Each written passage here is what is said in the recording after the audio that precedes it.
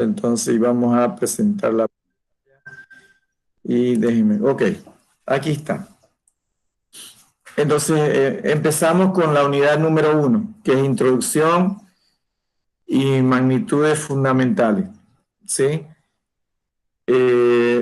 A ver, bueno, como es nuestra primera clase propiamente en el avance contenido, nuestra segunda de la sesión después de la presentación, entonces lo primero que tenemos que tener claro es este concepto de física, ¿no? Que es la materia, si bien es cierto es el nombre de la materia, todos tenemos una idea, pero ahora tenemos que un poco, por decir, demarcarlo este concepto de física con el que vamos a trabajar. Bien, aquí espero lo que ustedes han investigado.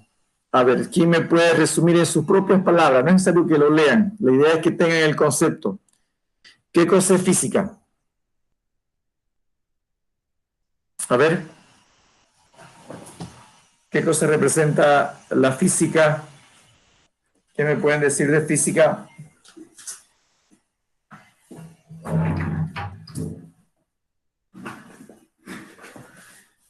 A ver, ¿quién me ayuda? Vamos, necesito que ustedes participen acá. ¿Qué será física? Así en sus propias palabras. ¿De qué trata la física? ¿Qué es? ¿Qué estudia? Vamos, vamos. Desde mis palabras, Claro que lo que entiendan. creo que la física estudia todo lo que es el tiempo, la velocidad, eh, el, ¿cómo se llama esto? La gravedad, Ya, todo lo que hay en el mundo, por decir. ya, muy bien. Todo lo que nos rodea un poco así. ¿Sí? Yo estoy con la presentación, así que no puedo ver su nombre. ¿Quién era? ¿Quién me estaba comentando? Andrea Zaccarelli. Andrea, muy bien, Andrea. Ok, Andrea nos dice que la física tiene que ver con todo esto, lo que es el tiempo, la velocidad, todas las cosas que nos rodean. Ya, ok, muy bien, Andrea. ¿Quién más complementa? ¿De qué trata la física? A ver, de lo que han investigado. En mis propias palabras, la física es todo lo que nos rodea, es como que nos da una explicación del por qué pasan las cosas o su interacción entre los objetos. Y como Muy es una bien, palabra, sería que estudia a lo que es la energía, la materia, el espacio y el tiempo. muy bien. ¿Quién era? Tabita. Habita. Muy bien. Ahora un varón. Yo diría que estudia cómo las fuerzas que nos rodean influyen y afectan nuestra vida diaria. Muy bien. ¿Quién era? ¿Bruno? Andrés No. Soto. ¿Quién hablaba? Andrés Soto. Andrés Soto, muy bien. A ver, voy a ir anotando. Entonces, era Tabita, Andrés, y era Carla, ¿no? Al principio. Andrea Estaba cerquinga. Zaccarelli. Andrea, muy bien. Andrea, Tabita, Andrés Soto. Ok, ¿quién más? A ver, está muy bien lo que están hablando de tiempo, de energía, ¿no? Ya me hablaron de la materia, perfecto. Hay una palabra más que tiene que saltar cuando hablamos de la física. ¿Qué más? A ver, ¿de qué tiene que ver la física? A ver cómo más la entienden. Hablaba de la explicación de las cosas que pasan, ¿no? De la fuerza, la materia, la energía, el tiempo, la gravedad. Siempre y cuando empiecen definiendo física, podemos decir que la física es una Ciencia. ciencia. Ya, muy bien. Entonces, miren, lo mismo, si alguna vez le piden definir química, empiezan por ahí, ¿no? Ah, es una ciencia, y luego dicen, ¿es una ciencia qué? Y ya hacen su objeto de estudio, ¿no ven? Entonces, miren, cuando hablamos de la física, precisamente aquí está lo que mencionaban algunos de ustedes, ¿no? Lo que decía, la palabra clave, empezamos con el concepto de que la física es una ciencia, ¿no? Al igual que la biología, al igual que la química, ¿ya? Ahora, identificamos su objeto de estudio. Lo mencionaba muy bien por ahí Andrés, decía la materia y la energía, ¿no? O sea que el objeto de estudio tiene que está aquí metido en la materia. ¿Qué cosa? Las propiedades que intervienen ahí, ¿no? Entonces la física, para empezar, es una ciencia. Bueno, aquí, por ejemplo, uno busca, antes uno ponía en el diccionario, ahora pone en Wikipedia, digamos, ¿no?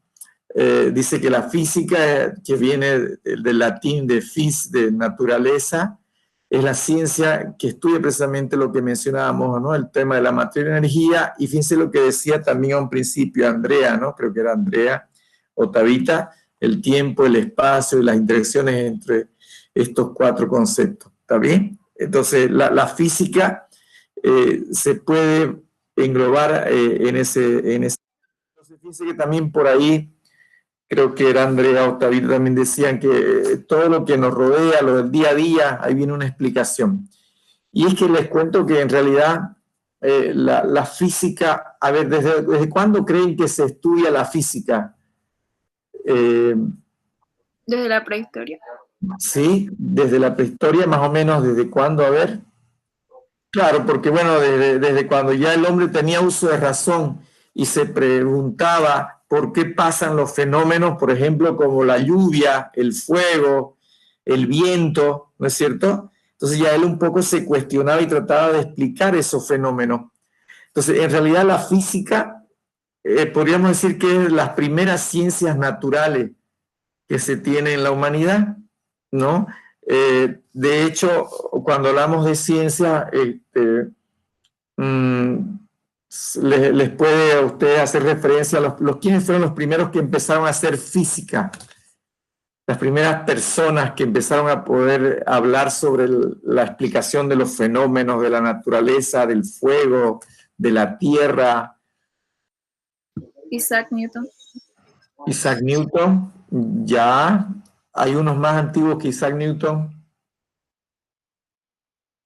Un poco como... Perdón, Galileo Galilei, muy bien, ya estamos antes de Cristo, ¿no ves? Newton es del siglo XVI. ¿Y antes de Galileo Galilei? Leonardo da Vinci, ¿puede ser?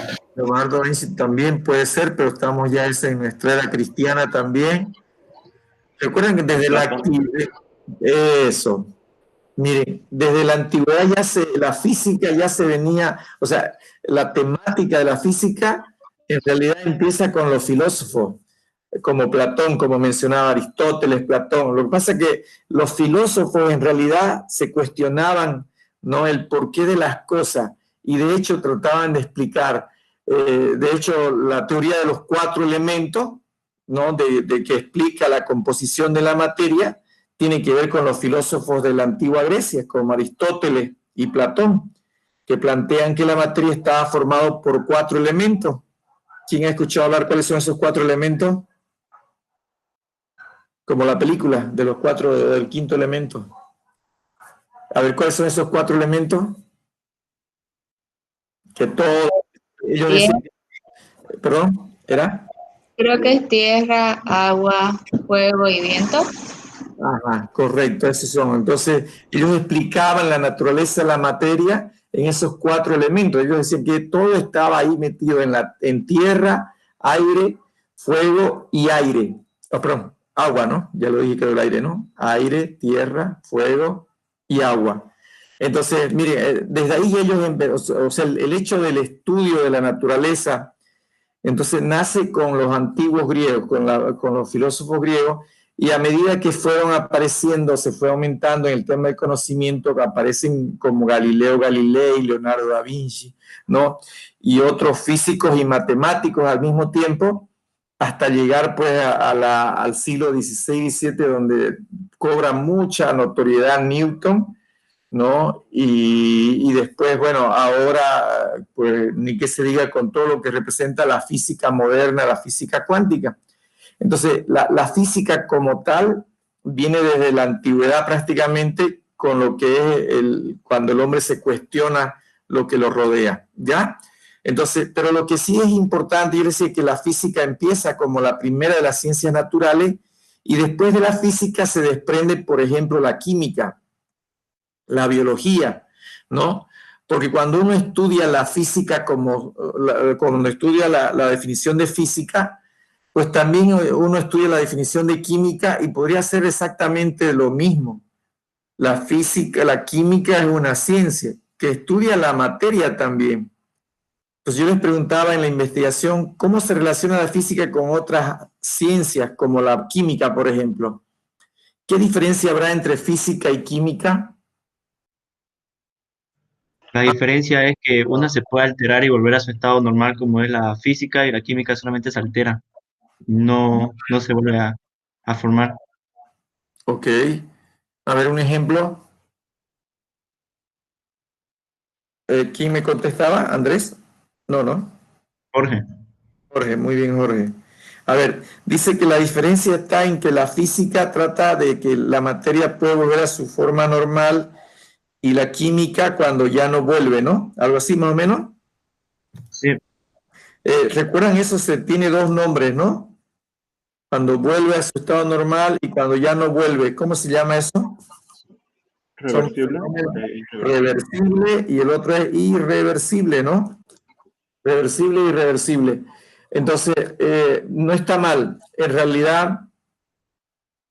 realidad se lo asocia mucho de que la física tiene que ver con procesos reversibles y la química con irreversible.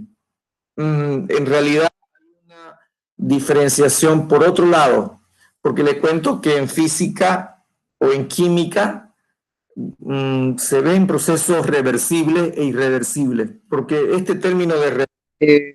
dígame. Disculpe, yo pienso más que todo que es porque la química estudia lo que son los procesos, no, más que todo los cambios estructurales en la materia. Muy bien. ¿Quién habla?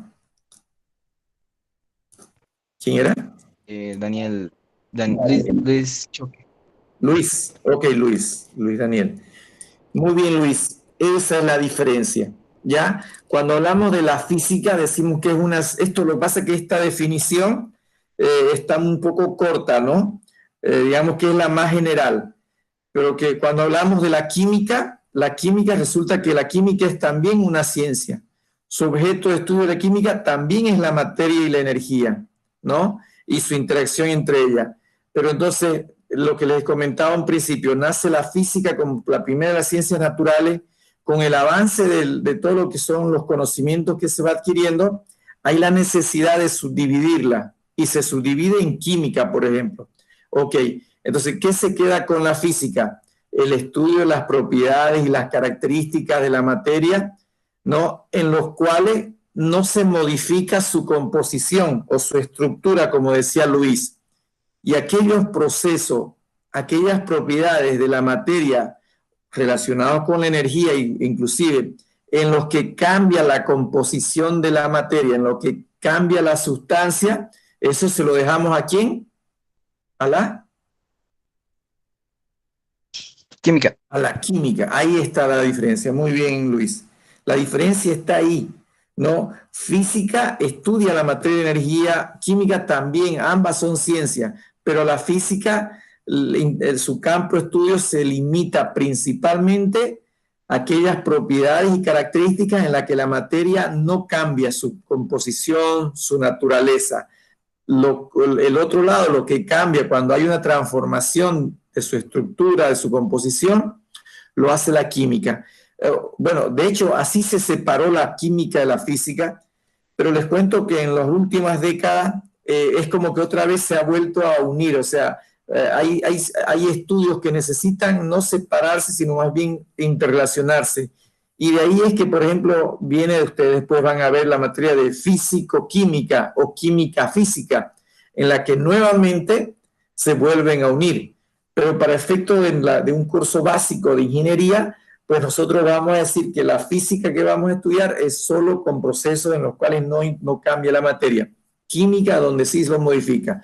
Aunque eso, repito, no es una restricción, no es algo así bien marcado. Porque de hecho, en química, por ejemplo, se puede analizar o se estudia el tema de los cambios de estado. Cuando el hielo se funde y pasa al estado líquido. Por ejemplo, esa es una transformación física o química, entendiéndose que física no cambia su composición y química se modifica la sustancia. Por ejemplo, cuando el hielo se funde, se convierte en líquido, en agua líquida, eso, por ejemplo, ¿quién lo tendría que estudiar, la física o la química? La química. La química. La química. ¿Todos de acuerdo? Tal vez la pregunta sería, ¿ese sería un proceso físico? Un proceso físico es aquel que no cambia la composición de la materia. ¿O sería un proceso químico, aquel que sí se modifica la composición de la materia, sí cambia la sustancia? La fusión del hielo, cuando el hielo se funde, se derrite, ¿cambia la estructura de la materia o no cambia la composición de la materia? Un proceso físico. Porque... Es un proceso físico, ¿no? Porque si nosotros analizamos la composición de lo que está formado el hielo, es moléculas de agua solo que están en un estado sólido por un tema de temperatura o de presión. Pero su molécula, su composición, es H2O. Cuando pasa al estado líquido, no se convierte en otra sustancia, sigue siendo H2O. ¿No? Si seguimos calentando, se convierte en vapor, el vapor sigue siendo H2O. Entonces, fíjense que esa transformación es una transformación física. Pero como bien lo dicen ustedes por ahí, resulta que lo estudia eso la química. Se estudia en química, pero también se estudia en la física 2. Por eso les digo que no nos vamos a hacer muy estrictos en esta separación, ¿no? O sea, de que todo lo que cambia composición o todo lo que no cambia solo le pertenece a la física. No, hay algunos procesos que se estudian en la química y no cambia su composición. Y al revés, todo lo que representa la fusión nuclear, por ejemplo, la fusión nuclear que tiene que ver con la estructura neta, la estructura misma del núcleo de un átomo, ¿quién creen que lo estudia? ¿La física o la química? Cuando hablamos del bombardeo de los núcleos de un átomo, por ejemplo, lo que se podría llamar una fusión nuclear. Física. La física, y sin embargo hay una variación de la estructura muy profunda. Entonces, como ven, no es algo muy estricto, ¿no? Esto de que la física solo lo que no cambia, la química solo lo que cambia. De manera general, sí. Para un curso de física básica, para un curso de química general, bueno, física donde no cambia la materia y química donde sí se modifica o algunos procesos que también tienen que ver con eso. ¿De acuerdo? Entonces, pero es importante diferenciar eso, ¿no? Que a la física le interesan las propiedades, características de la materia y la energía, en lo que normalmente se mantiene la composición, ¿ya? Lo que pasa es que a la física le interesan todos esos cambios sin tomar en cuenta su estructura, sin ver de qué molécula es, sin ver el tipo de enlace, por ejemplo, químico que pudiera haber. En cambio, a la química sí le interesa eso, ¿ya? En física, por ejemplo, no usamos pesos moleculares, pesos atómicos, características propias de los elementos que sí nos interesa en química o le interesa a la química, ¿ya? Bueno, entonces, resumiendo este tema de acá, cuando hablamos de física, les decía yo que vamos a ver estas tres cosas, ¿no?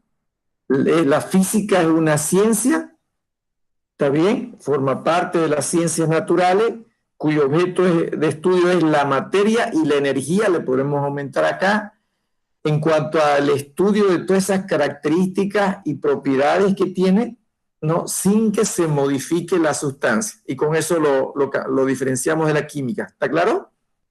Entonces, siempre que hablemos de física, estamos hablando de una ciencia, cuyo objeto de estudio es la materia y la energía. Pero la química también es lo mismo. Pero ¿cuál es la diferencia? En que a la física tiene que estudiar todas esas características, todas esas propiedades, todos esos cambios en los cuales no se modifica la sustancia. No lo incluyo ese análisis. En cambio, la química sí. ¿Está bien? Eso representa. ¿Está claro el concepto entonces de lo que es física? ¿Sí? Sí, está claro. Muy bien. Sí. Ok, ahora, lo que tendríamos que ver también un poquito aquí, esto de ciencia. Así lo vamos a repasar esto ya. ¿Quién me puede definir lo que sería una ciencia? ¿Qué cosa es ciencia? ¿Qué cosa no es ciencia?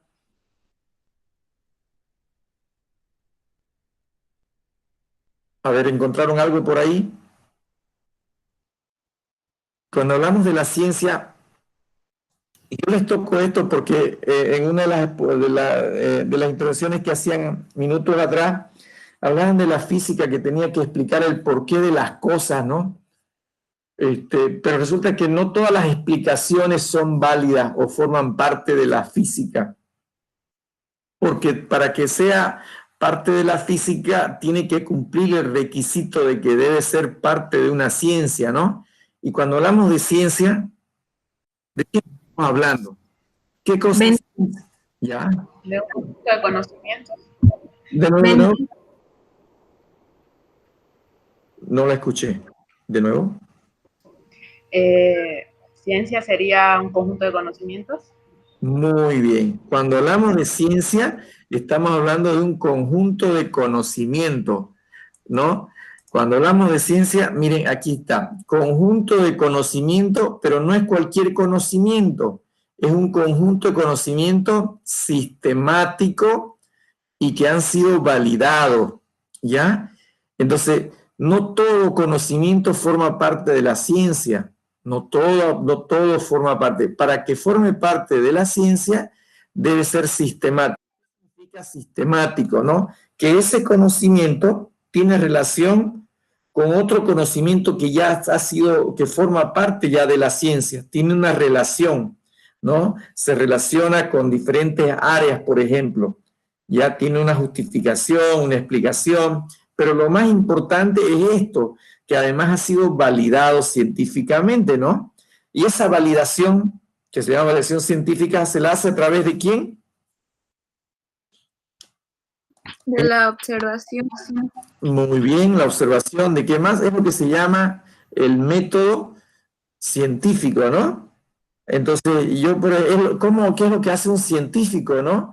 Por ejemplo, él observa un fenómeno. Hace rato hablábamos de la gravedad. Y la gravedad tiene que ver mucho, o uno lo relaciona mucho con la caída de los cuerpos. Ok, ahí hay un problema o hay un fenómeno que experimenta la materia. Todos los cuerpos caen hacia la superficie de la Tierra. Entonces, imagínense el filósofo en la antigua Grecia agarrar y se explica por qué caen los cuerpos, ¿no? ¿Por qué caen? Entonces viene ahí y observa el fenómeno, la caída de los cuerpos. O puede haber observado el fuego, ¿no? Un rayo, y entonces viene la primera etapa del método científico, es lo que mencionaba, ¿no? Hay una serie de etapas. La primera etapa, ¿cuál sería? Bueno, nuevamente era era la Observación. bueno, entonces observamos el fenómeno. Después de que observamos el fenómeno, ¿qué vendría? Observamos el fenómeno. ¿Sería la pregunta? La experimentación. Eso. Aquí está un poquito lo que mencionaba antes de la experimentación, sería la pregunta. Y esa pregunta en el método científico se conoce como, en realidad, digamos que en la observación viene la pregunta. Tras la observación viene la pregunta del por qué. Y ante esa pregunta del por qué se lanza la hipótesis. ¿Y qué viene a ser una hipótesis? No es una cosa, sino que una posible respuesta a esa pregunta, a ese fenómeno que se está dando, ¿no? La observación me genera una pregunta: ¿por qué caen los cuerpos? ¿O por qué se produce la lluvia? ¿O el relámpago? ¿De dónde salió? ¿De dónde se originó? ¿No? Entonces viene una hipótesis. Esa hipótesis representa una alternativa, una respuesta posible que explique el fenómeno observado, ¿no? Entonces ahí viene el método, la segunda etapa del método científico, la definición de una hipótesis. Después de la hipótesis, ¿qué vendría?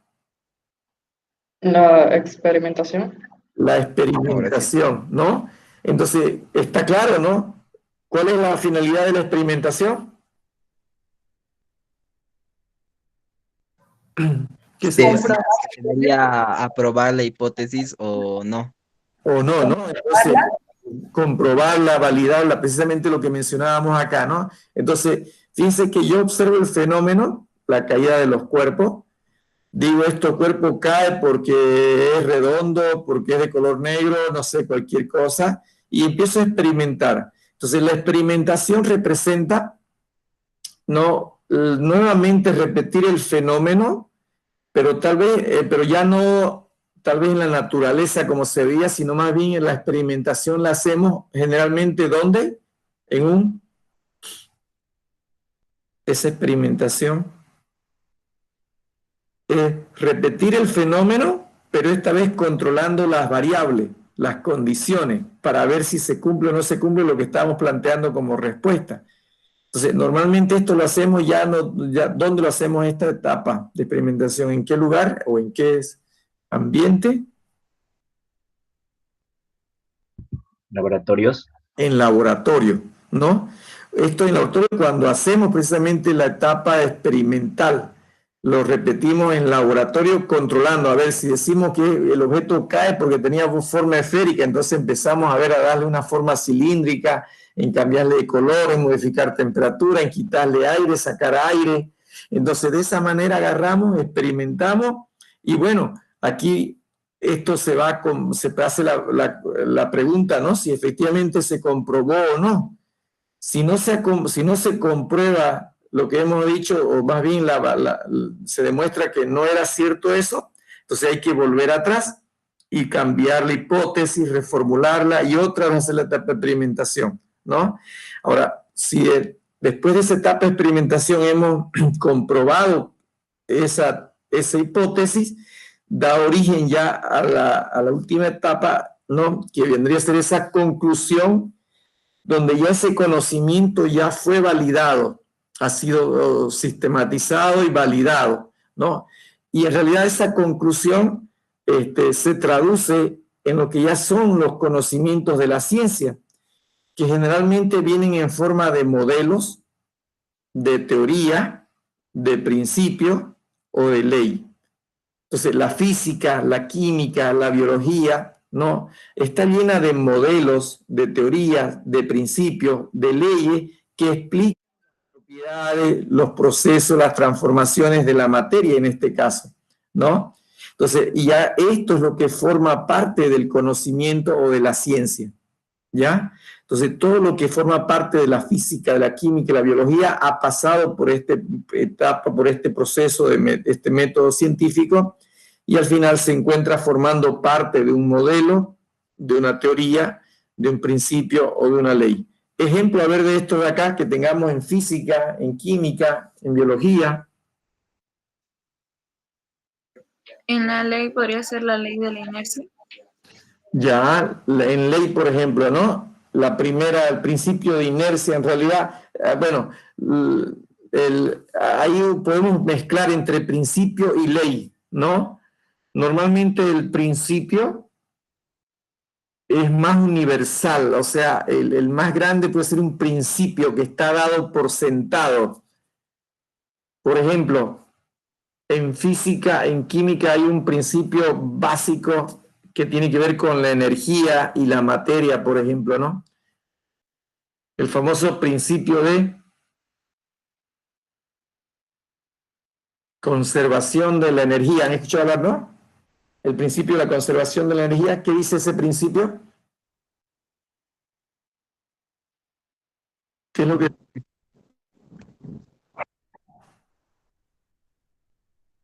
Que la energía no desaparece, sino que cambia de forma, ¿no? Exactamente, la transformación. Entonces la energía dice no se crea ni se destruye, solamente se transforma. Ese es un principio. Y ese principio ha dado origen a una ley, por ejemplo. ¿A cuál ley? Hay una ley, la primera ley de la termodinámica se llama, que se ve en física después o en química, ¿no? Entonces, ese es un principio que ha dado origen a una ley que ha sido validada, ¿ya? Entonces ahí hay un ejemplo, principio de conservación de la energía. En física también hay otros principios, como por ejemplo, no sé, cuando vieron en secundaria los fluidos, hay un nombre de principio de un físico, dos físicos, los fluidos. ¿Se acuerdan de esa frase eureka? Eureka, eureka. ¿Han escuchado por ahí? No, nunca. Nunca, nunca. Hay un principio, es de un físico de la antigua Grecia también. ¿Han escuchado hablar de Arquímedes? ¿Sí? Por ahí. El principio de Arquímedes, por ejemplo, ese forma parte de la física, ¿no? Que habla sobre el empuje que experimenta un cuerpo sumergido en el fluido. Por ahí leanlo, Arquímedes, eureka, eureka, fue el que dijo que significa lo encontré, cuando dio una explicación precisamente al problema que le habían dado sobre cómo encontrar si una corona de oro era totalmente oro o estaba con otras aleaciones. Entonces le iban a cortar la cabeza a él si no descubría eso, y cuando lo hizo, pues salió corriendo diciendo eureka, eureka, eureka, ¿no? Que significa lo encontré, ¿no? Entonces él da, por ejemplo, un principio que se conoce como el principio de flotación, el principio de Arquímedes, o principio de Pascal también, ¿no? En química, por ejemplo, el principio de exclusión de Pauli, que tiene que ver con la estructura. Bueno, pero ese es hay ejemplos de principio. De ley, lo que mencionaba su compañera, en Newton, hay una que tiene que ver con la inercia, la primera ley de Newton, ¿no? Que significa que está en base, normalmente una ley está en base a un principio. La primera ley de Newton, que está en base al principio de inercia, que dice que un cuerpo mantiene su posición de equilibrio o de movimiento rectilíneo mientras no se modifique a través de una fuerza, dice, ¿no? Esa es la ley. Pero el principio de inercia, se está basando en un principio de inercia. Y esto de teorías, modelos, el tema de modelos, normalmente se utiliza mucho en química los modelos, también en física, pero más en química. Lo mismo las teorías también. ¿Habrá un ejemplo de teoría? Ya vimos ejemplo de principio, de ley. ¿Cuál podría ser un ejemplo de teoría?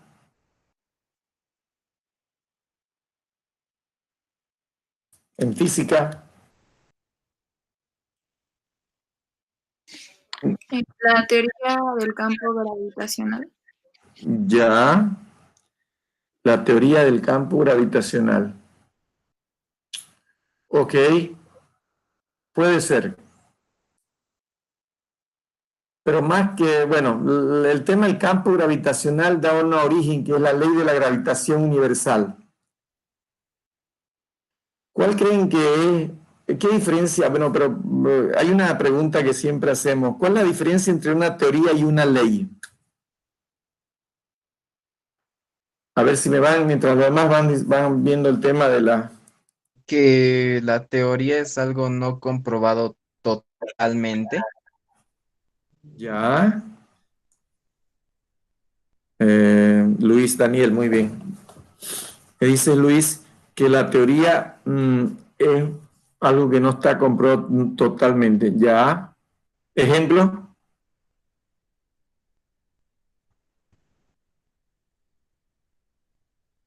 Como, a ver, sería la teoría del Big Bang o esas teorías, Ya. ese Ajá. tipo de cómo nació o cómo se creó el hombre, cómo nació en sí. Sí, sí, a ver, ese es muy buen ejemplo, ¿no? Recuerdan que decíamos que la física, la química trataba de explicar los fenómenos que se dan en la naturaleza, y tal vez lo que menciona Luis fue la primera pregunta que se pudieron haber hecho los filósofos, ¿no? Y todo, y el hombre en sí, desde que toma conciencia de lo que lo rodea, de lo que es, ¿no? Tal vez antes de dónde vino, más que de dónde se originó el universo, digamos, ¿no? De dónde se originó la vida, Ya, y ahí hay una, miren, volvemos a la explicación de lo que veíamos acá. Ok, hay un fenómeno o un hecho mismo que es el universo, la vida, la naturaleza, y la pregunta, bueno, de cómo, de dónde salió todo esto, ¿no? Y vienen las hipótesis, las posibles respuestas, y se empiezan a experimentar. Bueno, no toda la experimentación, por si acaso, es en un laboratorio. Mucha de la experimentación se hace con una serie, de hecho, los filósofos hacían con pruebas de lógica. Recuerdan que en filosofía se ve lógica simbólica, ¿no? Las demostraciones lógicas. ¿Se acuerdan? ¿Han visto eso? Tolendo ponen, falso, ¿cómo eran las proposiciones? Implicación, doble implicación, conjunción. ¿Vieron en filosofía eso? Creo que sí, ¿no? Se ven, no, al menos yo vi eso en filosofía también. ¿Vieron? ¿Algo de eso ya no se ve? Sí. Sí, ¿no ve? Entonces, lo que ellos estaban haciendo era validar una serie de afirmaciones. Y bueno, la demuestran a veces por un método lógico, no siempre experimental, o puede ser por un método matemático a través de una simulación, concluyen, ¿ya? Y se forma la teoría.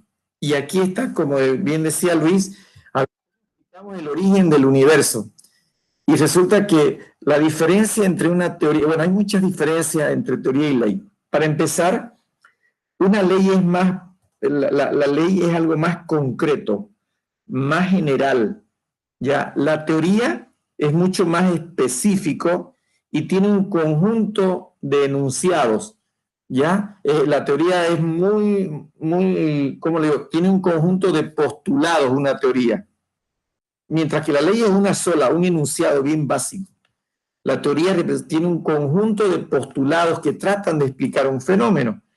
Entonces, en el caso del origen del universo, tenemos la otra diferencia, como bien lo decía Luis, resulta que la ley prácticamente no tiene discusión, no hay nadie que la refute, no hay otro conocimiento de la ciencia que la ponga en duda, por eso es una ley, un principio, mientras que la teoría y los modelos, normalmente los modelos están asociados a las teorías como el principio de la ley, las teorías es un conocimiento validado, ¿no? Que ha pasado por el método científico, pero todavía ese conocimiento tiene contradicciones o es que hay otro conocimiento que explica el mismo fenómeno. Y ahí está, por ejemplo, la teoría del origen del universo, ¿no? Tenemos dos explicaciones diferentes. Una, la que mencionaba Luis, la teoría del Big Bang, y la otra, ¿cuál es?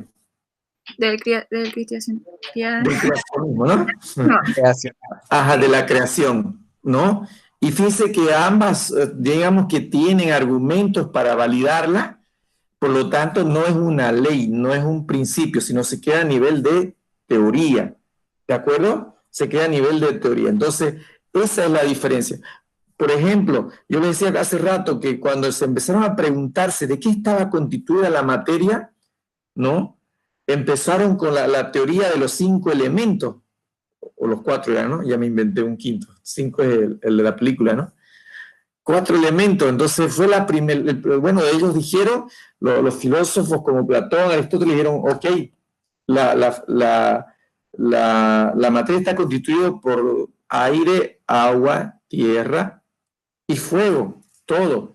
Entonces, pero luego a medida que fue avanzándose en la ciencia, se descartó, digamos, esa teoría.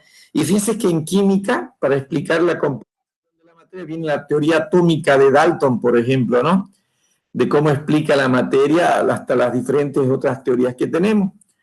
Y de hecho, lo mismo con los modelos atómicos, por ejemplo, ¿no? Que me explican, tratan de simular bajo una serie de postulados, de dar una explicación. Entonces, en concreto, los modelos y las teorías, o sea, forman parte de un conocimiento validado, forman parte de la ciencia, pero que todavía, digamos, que son sujetos a algunos cuestionamientos o que hay otras formas de poder explicar tal vez el mismo fenómeno, ¿ya? Ahora, cuando hablamos de una ley, por si acaso, no significa que la ley sea algo absoluto, algo acabado, ¿no? Y yo siempre tomo el ejemplo de una ley y una teoría para demostrar esta situación. Hace rato hablábamos de Newton, ¿no? De la ley de Newton. Permítanme, a ver, voy a escribir acá, no me permite escribir. Voy a escapar aquí. A ver, cuando hablamos, miren, cuando hablamos de la, ahí está. Un ejemplo que vamos a verlo en física, ¿no? Es la teoría perdón, en las leyes de Newton, ¿no? Y hay una en especial que nos interesa ver, que es la segunda ley de Newton. ¿Quién me dice más o menos de qué tratará la segunda ley de Newton? A ver, mientras voy acomodando acá el...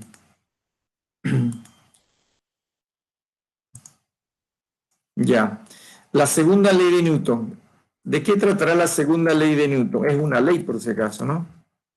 La primera La ley ley fundamental de la dinámica. es de la dinámica, ¿no? Ya. ¿Y qué dice esa ley de Newton de la dinámica? Me acuerdo que habla de la fuerza. Muy bien. Habla de la fuerza. ¿Qué más? ¿Y de quién más? La aceleración. Muy bien. Miren, ¿quién me hablaba? ¿Quién era? Tabita. Tabita, muy bien, Tabita. A ver, una ley de Newton estableció esta su segunda ley que es fundamental en la dinámica, ¿no? Que se llama la ley o está basada en lo que se llama un principio de masa, ¿ya? Dice lo siguiente, dice que un cuerpo que experimenta una fuerza origina necesariamente una aceleración. Y dice Newton que esa aceleración, ¿no? Dice Newton que esa aceleración es directamente proporcional, ¿dónde está el símbolo de proporcionalidad? Denme un minuto, digamos que con alfa, ya, es directamente proporcional a la fuerza. ¿Qué significa? Mire, vamos a avanzar la ley, cuando avancemos dinámica ya la vamos a dar por entendido, porque la vamos a explicar aquí. Newton dijo que la aceleración que experimenta un cuerpo depende directamente de la fuerza. ¿Qué significaba esto? Que si yo tenía una fuerza F, tenía una aceleración A. Si duplicaba la fuerza, ¿qué pasaba? La aceleración se va a duplicar. Bien. Ajá. Si la fuerza es cero, entonces ¿qué va a pasar con la aceleración? ¿Será? ¿No? Si la fuerza es cero, es porque la fuerza neta que actúa sobre el cuerpo es cero. Eso dice Newton. Y está clarito. Pero no solo dijo eso. Se llama la ley de la masa, el principio de la masa, porque resulta que está claro que un cuerpo, su aceleración va a depender directamente de la fuerza, y hay algo que no va a cambiar por más aceleración o por más fuerza que yo le aplique a ese cuerpo. ¿Quién es lo que no va a cambiar? ¿Qué es lo que no va a cambiar? Va a permanecer constante. La masa. La masa.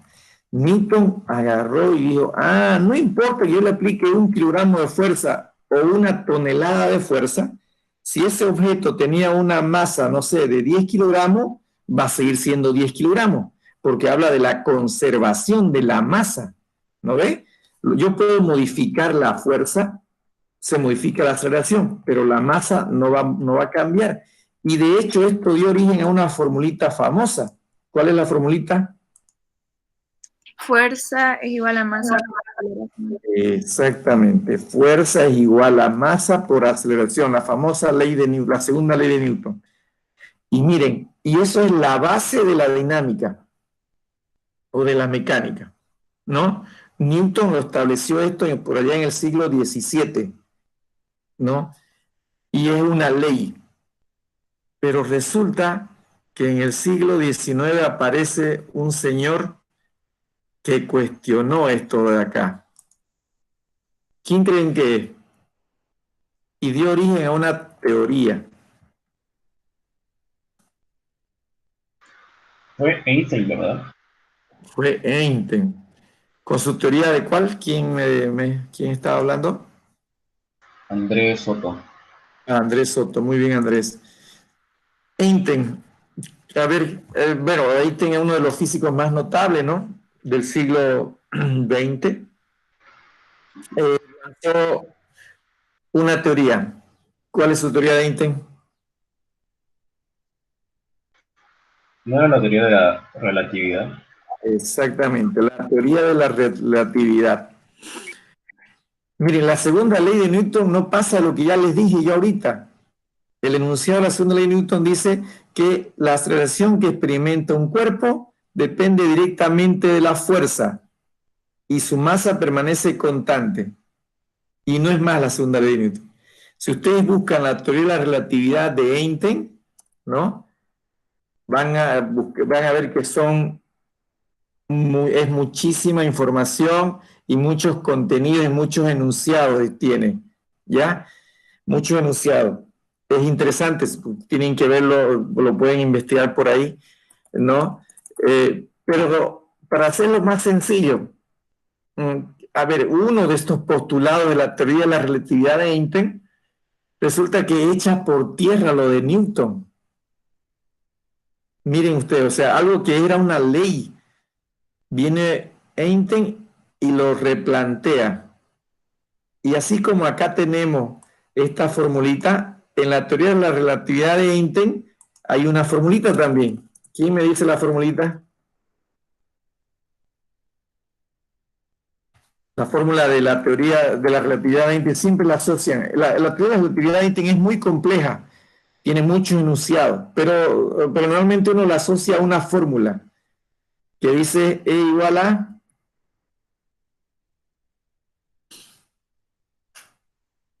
ver, perdón, Masa por la velocidad de la luz al cuadrado. ese cuadrado, ¿no? A ver este cuadrado, ¿cómo lo pongo al cuadrado? En ecuación, che. Ya, digamos que esté al cuadrado, ¿ya? No me aparece el símbolo para... Ahí está. Ajá, aquí está, ¿no? Ya está. Esta es la formulita de Einstein. ¿Han visto, no ves? Hasta en película sale, ¿no? Hasta en película sale esto de acá, ¿no es? Hoy, ¿qué dice?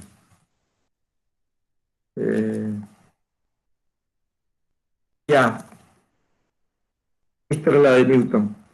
Resulta que en la de Newton, una ley decía que la aceleración depende de la fuerza y la masa es la constante.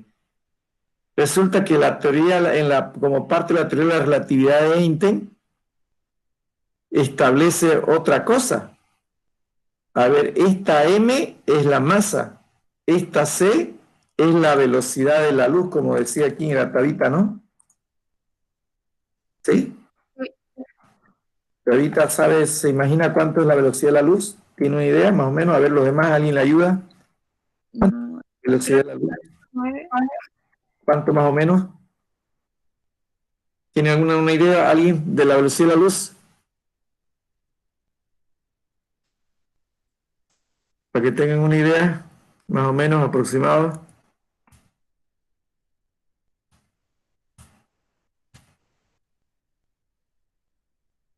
$300.000 kilómetros por segundo. Exactamente, imaginen, esa es la velocidad de la luz. Miren, pero bueno, ¿qué fue lo que hizo Einstein? Miren, Einstein con su teoría de relatividad dijo que en realidad la masa no permanece constante, sino que la masa, ¿en qué se transforma? Esta es m, la masa, c es la velocidad de la luz, que es la constante en este caso. Esto es una constante, ¿ya? ¿Y E qué significa? Por si acaso no es Einstein. Una vez me pregunté si él me dijo es Einstein, la E de Einstein. ¿Energía? Energía. Entonces, Einstein estableció una relación entre la masa y la energía, ¿no? Que esto es lo que un poco da origen a todo lo que es la física cuántica, ¿no? El tema de los agujeros negros, el tema del bosón de Higgs, ¿no? No sé si han escuchado hablar de todo eso, pues parte con la teoría de la relatividad, y de hecho, hace un par de años recién se ha logrado demostrar, Einstein demostró su teoría matemáticamente a través de modelos. Y hace un par de años atrás recién se ha podido demostrar experimentalmente en este túnel, en este acelerador de partículas que se tiene en Europa, ¿no? Cuando no sé si has escuchado hablar de la partícula de Dios, ¿no? El bosón de Higgs. Entonces, se estableció ahí, o establece Einstein de que la masa no permanece constante, de que la masa se convierte en energía y la constante es la velocidad de la luz. Entonces se dan cuenta, miren, y esto se acepta y con esto se ha avanzado muchísimo en la actualidad con la física cuántica. Entonces, por eso les decía yo que las leyes inclusive no son algo totalmente acabado, ¿no? Imagínense en el siglo, hasta el siglo XVI, XVII, hasta el siglo XX, se mantuvo siempre esto de acá de una manera indiscutible.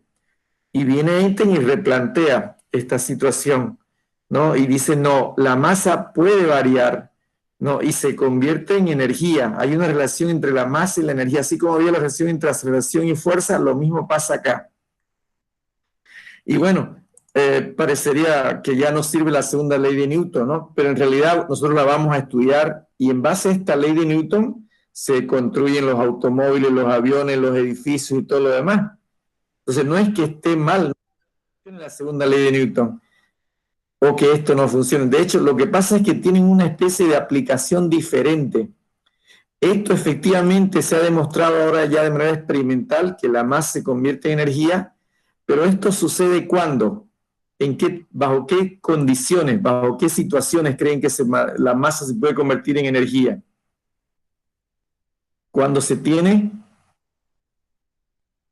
un objeto que se mueve con una velocidad muy cercana a la de la luz, ¿no? Entonces, ¿se imaginan esta velocidad? ¿Se imaginan la velocidad de la luz? Significa que si yo estoy en un punto cero, al cabo de un segundo estoy a 300.000 kilómetros de ahí. Es una velocidad impresionante, es la velocidad más alta que se tiene en el universo, de lo que se tiene una medida, ¿no ve? Entonces, esta relación de Einstein, pues se tiene cuando se alcanzan velocidades muy, muy altas, cercanas a la velocidad de la luz. Por lo tanto, cuando yo estoy diseñando un automóvil, un ferrocarril, un avión supersónico, ¿no? La velocidad más alta, por ejemplo, que vemos ahí, ¿cuál creen que es? Y se cumple muy bien esta ley de Newton. A ver, ¿cuál creen que es la velocidad más alta que podría alcanzar, o que normalmente alcanza un automóvil o un avión? ¿Qué velocidad es? La velocidad de quién puede ser, a ver. ¿Alguna idea?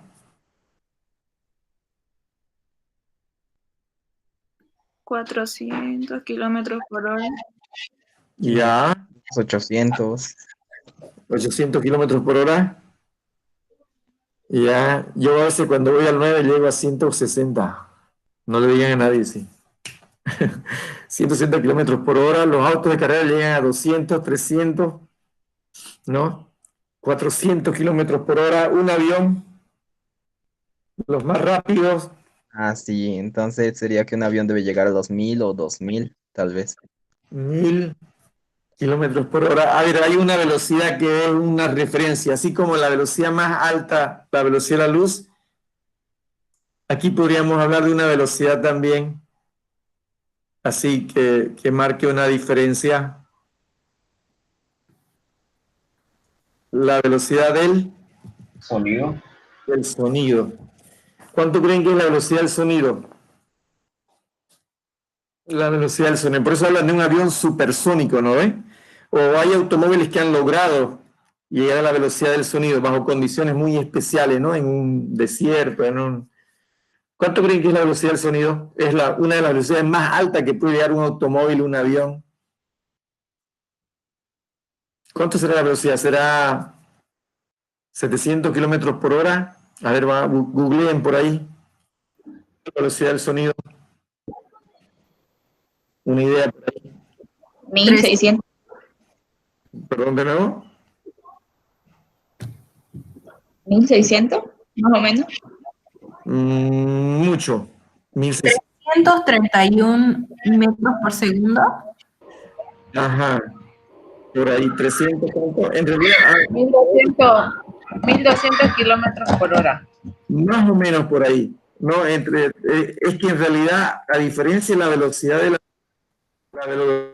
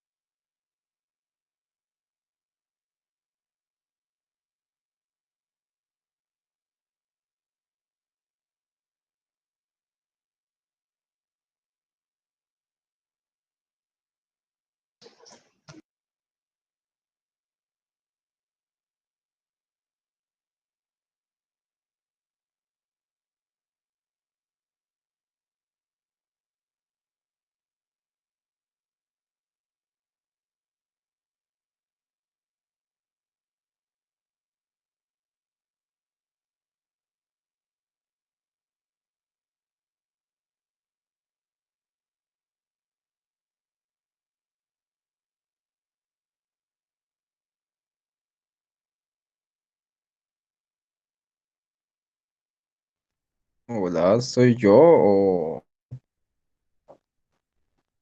era el docente? Se le cayó el wifi de verdad. Le salió su internet. Ok, gracias.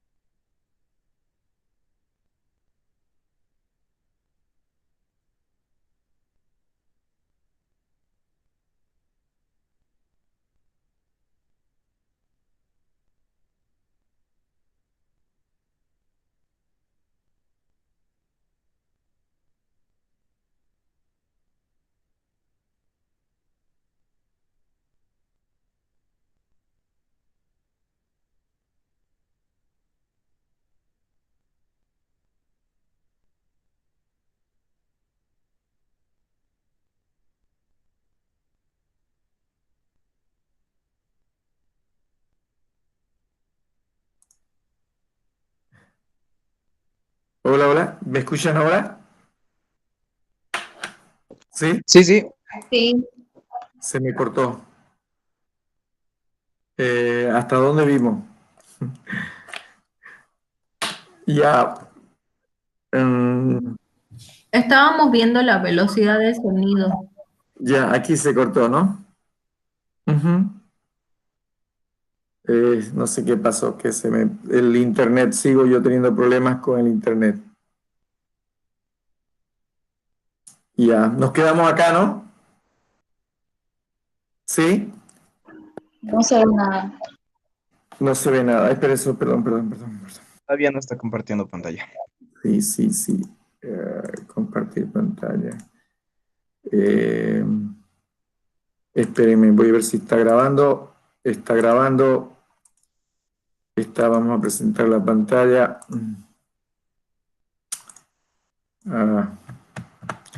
Un lío esto de cotas. Ocultar. Nos quedamos aquí, ¿no? En esto, la velocidad del sonido. Sí. Ya, ok. Lo que tratábamos de cerrar era esto de acá. Voy a ponerlo así porque se me corta y a veces yo no puedo ver. Ya, entonces lo que quería mostrarles era esto, ¿no? De que efectivamente la velocidad más alta en la cual aplicamos nosotros la segunda ley de Newton y se mantiene es la velocidad del sonido, que miren, apenas llega a 0,34 kilómetros por segundo en comparación a la velocidad de la luz. Entonces decíamos que seguimos estudiando, se cumple la ley de Newton, porque los objetos que estudiamos en la mecánica, en la cinemática, en la dinámica, pues lo máximo que pueden llegar o se acercan mucho o podrían superar inclusive es la velocidad del sonido, pero están muy lejos de alcanzar la velocidad de la luz. Esta velocidad de la luz se alcanza más que todo con partículas subatómicas, que es donde se aplica la teoría de Einstein con el tema de la relatividad, ¿ya? Entonces, la idea era de que nosotros, bueno, a pesar de que se tiene en la física, en la química, una serie de conjuntos de conocimientos en forma de ley, no necesariamente significa que sea algo acabado, ¿no? Que no se pueda cuestionar. No. El ejemplo más claro es lo de la segunda ley de Newton, que ha sido en cierta manera complementada o corregida para ciertas condiciones con la teoría de la relatividad de Einstein. ¿Ya? Eso entonces ahí lo dejamos como un tema de apertura que se puede dar. Bien, entonces con eso cerraríamos el tema de ciencia, lo que es una ciencia a lo cual pertenece la física. Tenemos claro entonces que todo ese conjunto de conocimientos que forman parte de la física están en forma de modelos, teorías, principios y leyes. El otro término que les decía era el tema de materia. Les preguntaba, ¿me pueden ayudar definiendo materia? Es el objeto de estudio de la física. ¿Qué cosa es la materia? Es todo lo que ocupa un espacio y tiene masa, peso, forma y volumen. Ok, materia viene a ser todo lo que nos rodea y como bien lo dice Andrea, ¿sí? Valeria. Valeria, muy bien, Valeria. Vamos a anotar a Valeria también que me está... Andrea, Tabita, Andrés, Jorge, Luis, Valeria, muy bien. Materia tiene que ver con todo lo que nos rodea, ocupa un lugar en el espacio y precisamente ahí es lo que nos da estas dos propiedades fundamentales de la materia. Ya lo vamos a... Cuando hablamos de la materia, dice, toda materia es ponderable, tiene masa, tiene peso y además ocupa un volumen, ocupa un espacio. Eso significa que volumen. Estas son las dos propiedades fundamentales de lo que es la materia. ¿Ya? Bueno, en general, todo lo que nos rodea, percibe en nuestros sentidos, es materia. Entonces, si es materia algo que nosotros identificamos, tiene masa y tiene volumen. Y de hecho, la relación entre masa y el volumen aquí es igual. Masa sobre volumen. Hay una otra variable. ¿Alguien recuerda? La densidad. La relación entre masa y el volumen es la densidad. Entonces, todo lo que nos rodea es materia. Pregunta, a ver, Está claro que nosotros somos materia, ¿no? El agua es materia. ¿El aire será materia o no? ¿Recuerdan estas propiedades fundamentales de la materia? Toda materia tiene masa y volumen. ¿El aire será materia? No. No. ¿Qué opinan los demás? Sí es una materia, Sí, es una Sí. materia porque porque está técnicamente se formado puede por gases. convertir. Ya. ¿Qué gases serían? Oxígeno, Ya. nitrógeno y otros. Y otros más, ¿no? Muy bien. Claro, miren, uno tiene la percepción de que el aire no pesa, no tiene masa, de que no ocupa un lugar en el espacio, por lo tanto no sería materia, ¿no? Pero es un error, ¿no? De hecho, el aire, para empezar, ocupa un lugar en el espacio. Cuando nosotros inflamos, ¿no?, de un globo, ese globo se expande y adentro tiene aire, está ocupando un volumen el aire. O sea, tiene un volumen el aire. Y de hecho tiene peso también, porque como decía ahí, el aire está formado por oxígeno y por nitrógeno principalmente, y en muy poca proporción tiene argón. Por ahí tiene agua cuando estamos hablando de un aire húmedo, ¿no ven? Pero ojo, el aire es materia, ¿ya? Tiene un peso, o sea, tiene una masa. O sea, en realidad es que tiene masa. La propiedad intrínseca de la materia no es tanto peso, sino masa. Porque, por ejemplo, un objeto en el espacio tiene volumen, tiene masa. ¿Qué es lo que perdió en el espacio? ¿Qué es lo que ya no tiene? El peso. El peso, ¿no ve? Claro, porque el peso es una fuerza de atracción, ¿ya? Pero la masa siempre va a tener. Entonces, el aire tiene masa, tiene volumen, por lo tanto es materia, ¿ya? A ver, no sé, el sonido, ¿materia o no? Nos rodea el sonido. Estamos rodeados de ruido, de sonido. ¿Será materia el sonido?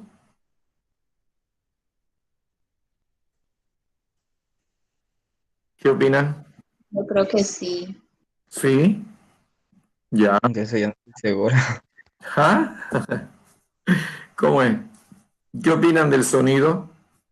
Yo digo que sí, porque forma parte del universo. Ya. Jorge dice que el sonido sí es materia. A ver, ¿qué dicen los demás? También involucra la energía. Ah, energía es otra cosa, sí, ¿no? Bueno, hay una relación, ya lo dijo Einstein, entre masa y energía. Y viene la pregunta, ¿el sonido es masa? O perdón, ¿el sonido es materia? Esa es la pregunta. A ver, No, no es. No es. no es. Carla, ¿cómo es? Joanny, Carlos, Camila dicen que no es materia. ¿Por qué, Camila, no es materia el sonido? Uno lo mide, ¿no es? Así. Es un poco lo que decía ¿Cómo Rita. sería que produce vibraciones? Ajá. El sonido en realidad no es materia. Porque no ocupa un lugar en el espacio, en realidad. Correcto. O sea, el sonido se debe a qué cosa, como decía Daniel. Daniel, ¿a qué se debe el sonido? Más o menos. A vibraciones de un cuerpo en sí. Claro. Cuando hablamos del sonido, en realidad estamos hablando de las vibraciones. Lo que pasa es que cuando hablamos de la materia es el objeto de estudio de la física, ¿no? Y la materia es todo lo que nos rodea y siempre tiene una masa y un volumen, siempre, ¿ya? Cuando hablamos del aire, tiene masa, tiene volumen, hablamos de la madera, hablamos del sonido. El sonido se estudia en la física y se mide también, tiene propiedades como los decibeles, ¿no? La intensidad del sonido, que se mide en decibeles. Pero el sonido, en realidad, no es que sea una materia en sí. El sonido es una característica o es un proceso, es un fenómeno, es un cambio que experimenta la materia, que se traduce en la vibración. Cuando yo ahorita le estoy hablando a ustedes, ¿no? Estoy originando un sonido, no estoy creando materia, estoy creando un fenómeno, una transformación de la materia ¿Quién se está transformando? El aire. El aire con las cuerdas vocales hay una expansión, compresión, que como decía Daniel, es una vibración de las capas de aire y eso se va transmitiendo. Es como cuando recuerdan las ondas, cuando ustedes en el agua, en un agua en calma, en un lago, lanzan una piedra y esas ondas avanzan, ¿no es? La materia es el agua. El sonido es ese fenómeno que está experimentando el agua. Esas ondas que van avanzando, eso es la equivalencia al sonido en el aire, por ejemplo, ¿no? Entonces el sonido no es materia. El sonido es un fenómeno asociado a un cambio en la materia. ¿Qué es lo que está cambiando? La posición de las partículas que vibran y llega y se transmite, ¿no es cierto?, en forma de una onda. ¿Está claro? Entonces, porque el sonido no tiene masa, no tiene volumen, sí tiene intensidad. Entonces, cuando decía Tabita, es energía. Ahí está. Lo que nos rodea, todo lo que nos rodea en el universo, o es masa o es energía. Listo. ¿Ya? A ver, el aire es masa. El sonido, energía. El calor, ¿será materia o energía? Cuando hablamos del calor. Energía, yo creo. Energía, ¿no ve? El calor es una energía. Ahí está la diferencia entonces. La materia siempre tiene masa, volumen, ¿ya? Y obviamente lo rodea, lo podemos percibir. Hay cosas que podemos percibir como el sonido, como el calor, pero no todo lo que percibe. Lo que pasa es que por ahí hay una definición que dice, materia es todo lo que nos rodea y percibe nuestro sentido. Dice, el sonido lo percibe el oído y es materia. El calor, el tacto, o la piel, ¿no es cierto? No. Entonces ahí tenemos ejemplos que es energía, el calor, el sonido es energía. Y la última con esto para que pasemos materia y lo que no es materia, la luz. ¿Qué será la luz? ¿Materia o energía? Energía. Energía, dice Luis, o quién era Luis, ¿no? Sí. A ver, ¿qué dicen los demás? ¿La luz será materia o energía? Energía. Energía. Ya. ¿Todos de acuerdo con energía? Dice. Le cuento que la luz tiene doble naturaleza, se llama. Aquí hay lo que volvemos al concepto de teoría. Para poder explicar la naturaleza de la luz, se tienen dos teorías. La teoría electromagnética que dice que la luz es el resultado de una combinación de ondas eléctrica y magnética, entonces es una especie de onda, así como el sonido, ¿ya? Pero es una onda de campo eléctrico y magnético, no necesita de materia para transmitirse. Y la otra dice que no, la luz tiene doble naturaleza, tiene naturaleza corpuscular, y con esto de la teoría de la relatividad también se afianza este tema de que la luz está constituida por una serie de partículas como los fotones que tienen masas muy, muy pequeñas, ¿no? Entonces, la luz es lo único que podemos considerar como doble naturaleza. Hay una naturaleza ondulatoria que dice que no es masa, es energía, o explica, ¿no?, la luz como energía, y otra que explica como masa, como materia. ¿Listo? Esa es la excepción que tenemos ahí. Ok, bueno, lo que quedaba en esta parte, ya está entonces ciencia, ya está materia, todo lo que nos rodea. Esto de las propiedades, ¿no? Nosotros en física estudiamos las propiedades de la materia y los cambios, al igual que en química. Pero ya sabemos que lo que le interesa a la física son esas propiedades o procesos físicos, ¿no?, donde no hay transformación de la sustancia. En cambio, a la química le interesa donde varía la composición de la materia, ¿no?, donde se modifica la estructura. Eso creo que ya lo hablamos. Esto también un poquito así rapidito, los cambios de estado, ¿no es cierto? La materia se puede encontrar en estado sólido, gaseoso y puede sufrir transformaciones. Pasar de sólido a líquido es la fusión o viceversa la solidificación de líquido a gas, vaporización, ebullición, ¿no? Evaporación o de gas a líquido, condensación. Hay un paso directo, ¿no? Cuando pasa del sólido al gas se llama sublimación o viceversa. Sublimación regresiva se tiene ahí. Entonces lo que mencionábamos, los cambios de estado de la materia, se mantiene, este es un proceso físico por si acaso, ¿ya? Hay un cuarto estado, ¿no? Que aquí está el plasma. ¿Han escuchado hablar del plasma? Sí, es el sol lo produce en sí. Exactamente. Miren, el plasma es el cuarto estado de la materia. ¿Ya? En la física básica, en la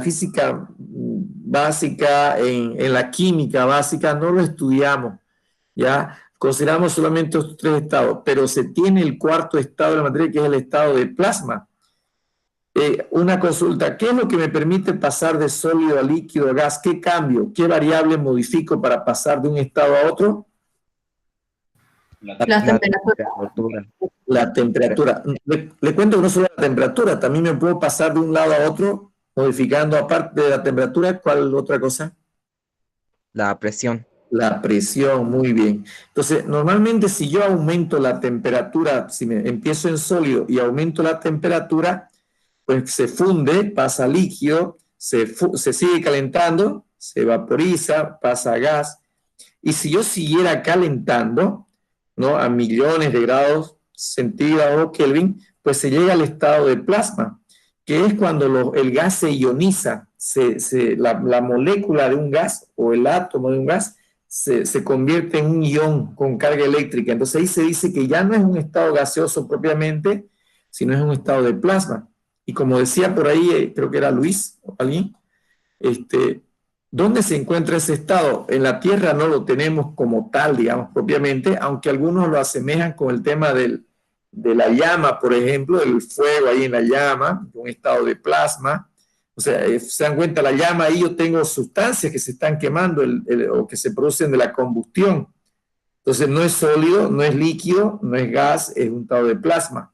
O más fácil, en el Sol, las estrellas no son sólidos, no son líquidos, no son gas, sino que están en estado de plasma, ¿no? Porque tienen una gran cantidad de energía, entonces hay una transformación constante ahí, ¿no? De la materia. Y no sé si por ahí la otra vez en una clase alguien me dijo, pero hay un quinto estado de la materia. ¿Cuál creen que será? Menos aceptado, menos estudiado, bueno, estudiado tal vez, o se está estudiando mucho. Sólido, líquido, gas, plasma, y a este lado. Es como que si yo estoy aquí, si aumento la temperatura, me voy a temperaturas de millones de grados y puedo tener el estado de plasma. ¿Y qué pasa si voy al revés? Si empiezo a enfriar gas, líquido, sólido. Por ejemplo, en el caso del agua, aquí está en 0 grados centígrados, y si empiezo a enfriar menos 10, menos 100. El caso del nitrógeno, pues, profe. Ajá. Líquido. Ya. A menos 90 y algo grados. Muy bien, el nitrógeno es líquido a menos 90, en estado ambiente a 0 grados centígrados es gas y lo enfrío. De hecho, el dióxido de carbono también. Ajá. ¿Han escuchado hablar del hielo seco? Sí. ¿Qué será el hielo seco? Un sólido que pasa directamente a gaseoso. Muy bien. ¿Y qué compuesto creen que es el hielo seco? Pasa directamente a gaseoso, como dice, ¿quién era que decía? Luis. Luis, Yo. ok. Como decía Luis, el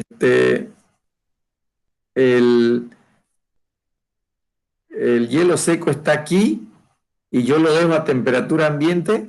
Claro, tiene temperatura baja, ¿no? Y lo dejo a temperatura ambiente e inmediatamente pasa al estado gaseoso. De ahí viene el nombre de hielo seco. ¿Qué compuesto creen que es el hielo seco? Está hecho de dióxido de... Dióxido de carbono, creo algo así.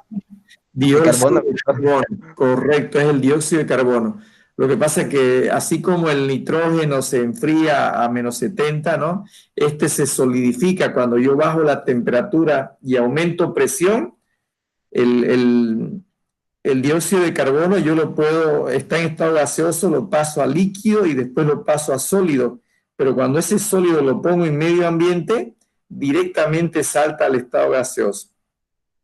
Bien, pero si yo sigo enfriando el agua, el nitrógeno o el dióxido de carbono, lo convierto en sólido, en hielo, y sigo enfriando, tengo un límite, ¿no? No puedo enfriar hasta 1000 grados centígrados, ¿no? ¿Quién me dice hasta dónde? Tengo un límite a este lado y a la izquierda. ¿Hasta cuánto creen que se puede enfriar? A ver, ¿tienen alguna idea? ¿Cuál es la temperatura más baja a la cual puedo enfriar algo? ¿Puedo enfriar a menos 300 grados centígrados? Creo que sí, porque de eso creo que llega el polo norte, polo sur, algo así. Ya, temperaturas bien bajas, ¿no? Pero a ver, menos 10 grados, menos 100 grados, menos 200 grados, menos 300 grados. ¿Será que llego hasta menos 300? A menos 1000 grados centígrados. A la derecha no hay límite, ¿no? A la derecha yo caliento y caliento y puedo llegar a millones de grados centígrados, ¿no? Pero al otro extremo, ¿alguien tiene una idea si puedo yo enfriar hasta menos 1000 grados centígrados? Hay un límite, no es indefinido. ¿Cómo puede ser a la derecha? ¿Quién me dice cuánto es lo más bajo que se puede enfriar la materia? 273. Menos 273. Muy bien, Tabita. ¿Se acuerdan del cero absoluto? En química, ¿no? Se ve eso, creo. Yo puedo enfriar a menos 10 grados centígrados, menos 100, menos 200, menos 270, menos 273.15. De ahí no me puedo pasar, no se ha pasado. No, de hecho, ese valor, menos 273.15, es un valor casi teórico. Entonces, se supone que las partículas de la materia, los átomos, las moléculas, cuando estoy en estado gaseoso, se mueven a gran velocidad. Cuando enfrío, disminuye su velocidad. Cuando estoy en estado sólido, ya no se mueven las moléculas, están ahí unidas unas a otras, solo hay una especie de vibración. Cuando sigo enfriando, ese movimiento va disminuyendo, entonces se supone que llega un momento en que ya no se mueve nada, ni siquiera los electrones. Ese es el cero absoluto. Se dice que ahí hay el cuarto o el quinto estado de la materia, que es el hielo cuántico.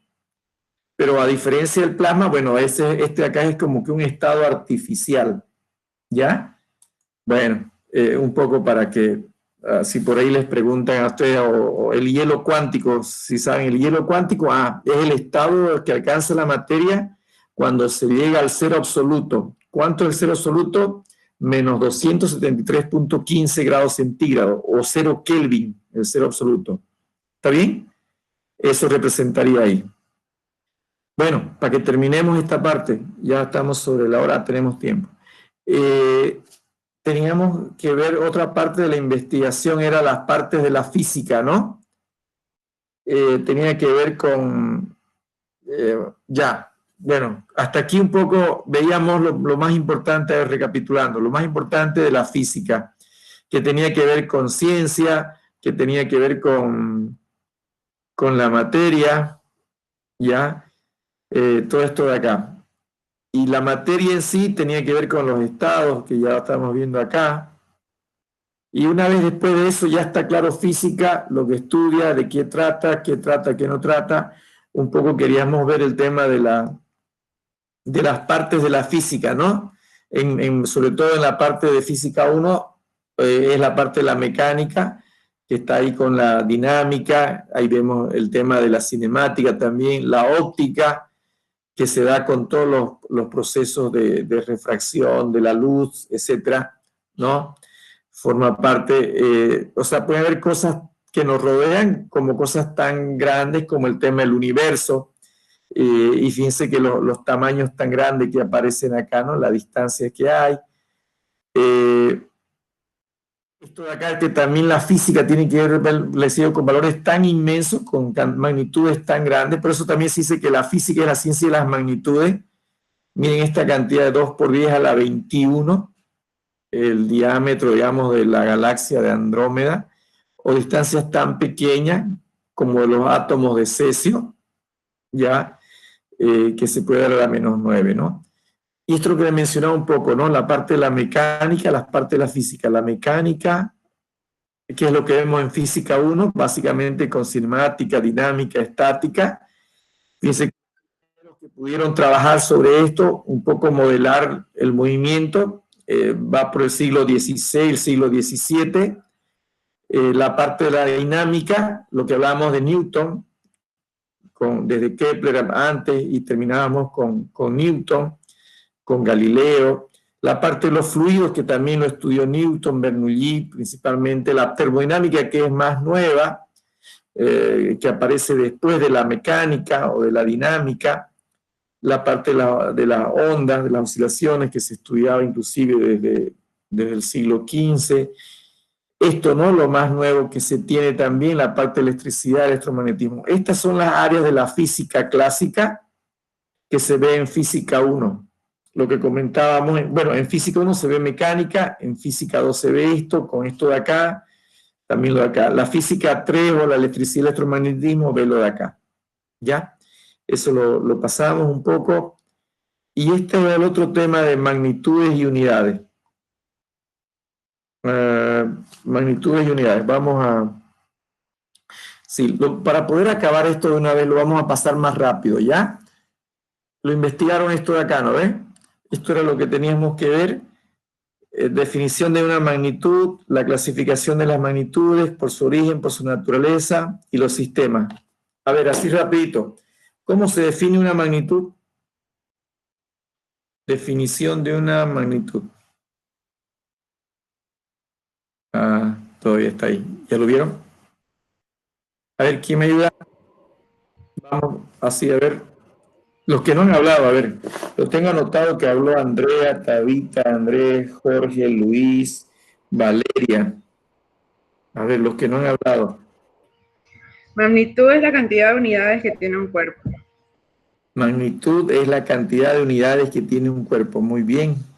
Ya la anotamos a Zdenka. A ver, Alejandro, Daniel Alba. ¿Cómo definiría lo que es una magnitud, Alejandro? Buenas tardes, primeramente. Buenas tardes. Creo que puede ser un cuerpo que puede ser medido por su Ya. tamaño. Lo que se mide, muy bien. ¿Qué más? A ver, ¿quién más? Ven, a ver, Giovanni. Jorge Salazar. ¿Qué diferencia entre una magnitud y una unidad? ¿Es lo mismo magnitud que unidad física? Jorge. ¿Está Jorge? Hola. Sí, sí. Hola. Sí, sí, te escuchamos, Jorge. Una magnitud puede ser... no me acuerdo de... A ver quién le ayuda a Jorge. ¿Y una unidad? A ver, alguien de los que ha hablado. No sé cómo explicarle la diferencia, en realidad. A ver, el concepto. Lo que puedas. A ver, Belén. Sí. A ver, Belén, ¿qué diferencia entre una magnitud y una unidad física? Pues más con la relación que tienen. Toda magnitud física debe llevar siempre o buscar sus unidades, que es fundamental para el método científico que las medidas sean reproducibles. Ya, muy bien. Entonces dice que toda magnitud física debe llevar una unidad y que esa unidad debe ser reproducible. ¿Está bien? ¿Así es, Belén? ¿Sí? Sí. Esa es la idea. Muy bien. A ver, ¿quién más? ¿Quién más está por aquí? De los que no ha hablado. Camila, ¿que habló Camila? No la tengo anotada, Camila. A ver, un ejemplo, Camila, de una magnitud y de una unidad. Yo todavía no hice la investigación, profe. Está bien. Pero seguro que se acuerda qué cosa, un ejemplo de una magnitud de una unidad física. A ver. Gianpaulo. Camila, Gianpaulo. ¿Una unidad de medida se refiere? ¿Puede ser? Claro, puede ser un ejemplo de una magnitud y su unidad de medida.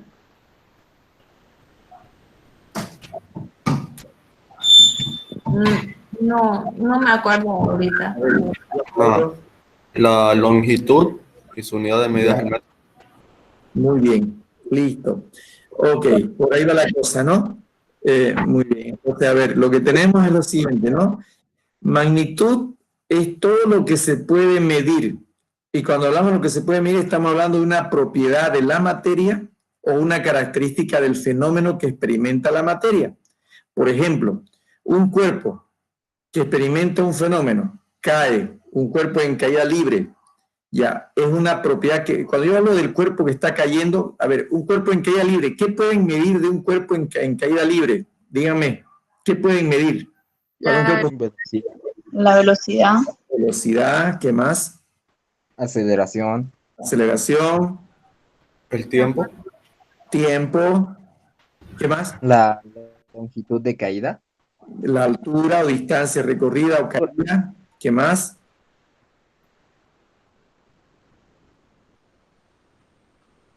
¿Qué más podrían medir ustedes? Imagínense que están experimentando con caída de los cuerpos. Empiezan a probar a ver cuál cae más rápido, empiezan a probar varios cuerpos. ¿Qué van a medir de ese experimento? Velocidad, aceleración, tiempo, distancia. ¿Qué más medirían? Desplazamiento. Desplazamiento. Ya. ¿Qué más medirían? Una más me falta que medirían. Fuerza. Ya. Me falta una más, Intensidad. Algo más Intensidad. ¿De qué? ¿Intensidad de qué?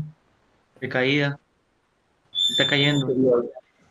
Ya, pero también la velocidad ahí más o menos, ¿no? Yo les doy un cuerpo. No les voy a dar 2 cuerpos. Les voy a dar 3 esferas. Digamos, 3 esferas.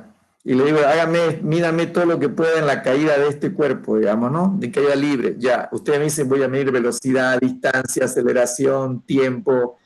Pero, ¿qué cosas más medirían de ese experimento? Gravedad. La gravedad es la aceleración, ¿no? Ya está. ¿Las masas? La masa. ¿Qué más? La masa del cuerpo. ¿Qué más? Fuerza de impacto. Presión. Presión del aire, digamos, en la que estaríamos. ¿Qué más?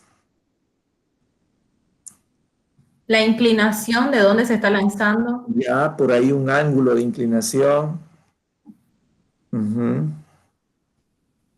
Hay una que me está faltando. Mire, yo le doy 5 cuerpos, 5, no sé, objetos. Puede variar de esos objetos la masa, ¿no? Y hay otra cosa más que pudiera variar. El campo.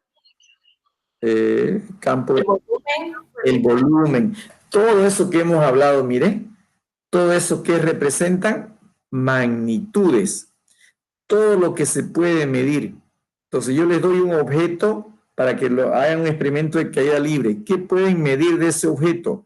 Para empezar, algo del mismo objeto, que no importa lo que le esté pasando. ¿Qué cosa? Masa, volumen, dimensiones, todo eso es magnitud. Pero además puedo medir los cambios que experimenta cuando empieza el fenómeno. ¿Y eso qué sería? Velocidad, aceleración, tiempo. Todo eso es una magnitud física. ¿Está bien? Entonces, cuando hablamos de magnitud física, estamos hablando de todo lo que se puede medir y estamos hablando ahí de una propiedad, de una característica, ya sea una propiedad de la materia. El color es una magnitud física, ¿no? El diámetro, el volumen. Pero además, las magnitudes también no solamente va al objeto, sino también al fenómeno que experimenta el objeto. Velocidad, intensidad, todo lo demás. ¿Está bien? Ahora, ese objeto de medición o ese proceso de medición significa comparar con un patrón, ¿no? Siempre que yo mido algo, estoy comparando con un patrón. ¿Y quién es ese patrón? ¿Cómo se llama el patrón de comparación? Eso no es otra cosa que ¿qué?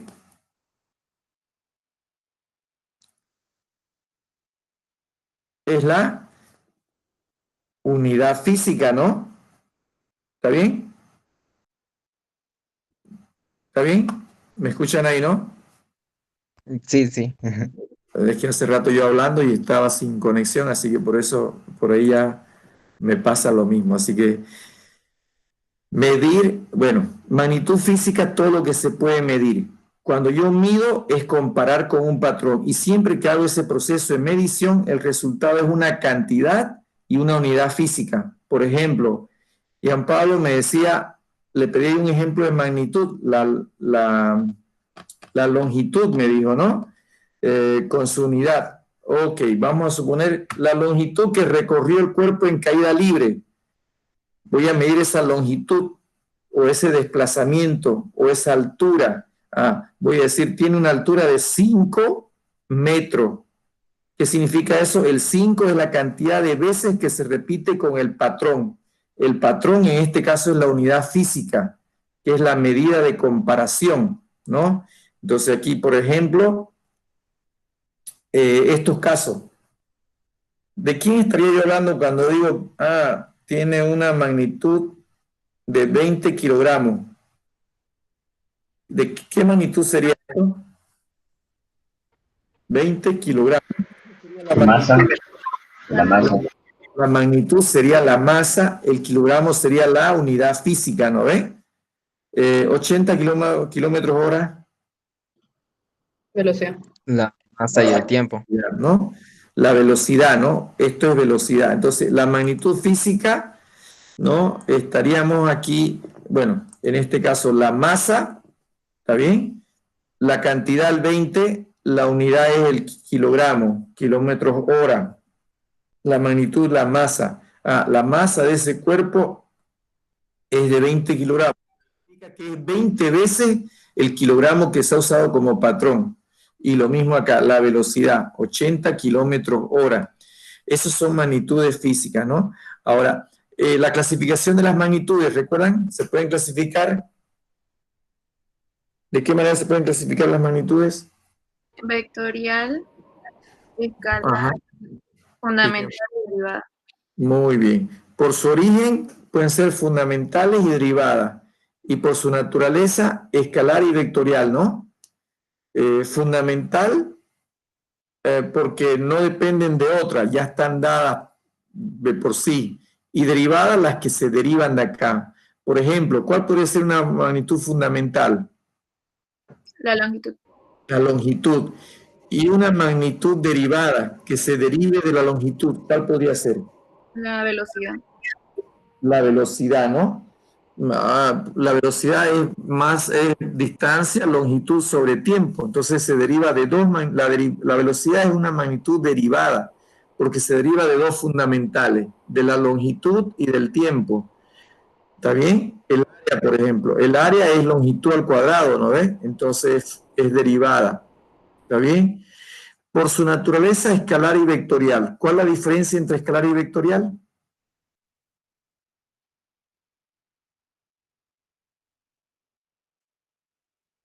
La escalar sería que es aquella que se define completamente con un número y una unidad.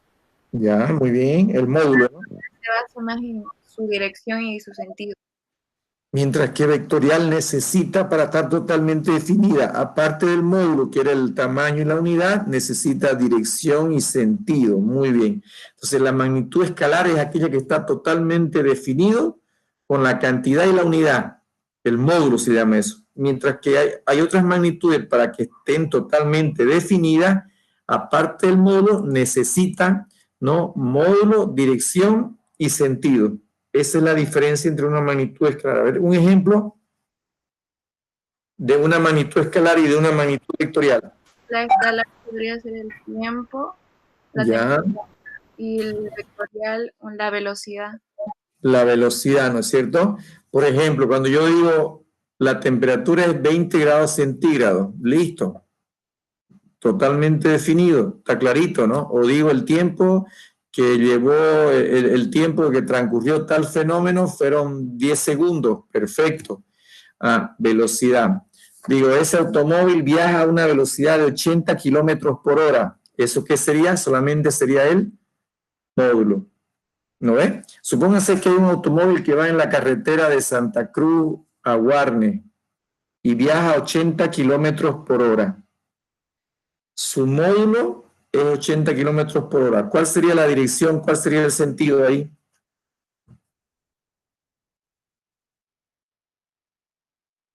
Continuo, o sea, que va en una dirección. ¿Ya? ¿Cuál sería la dirección?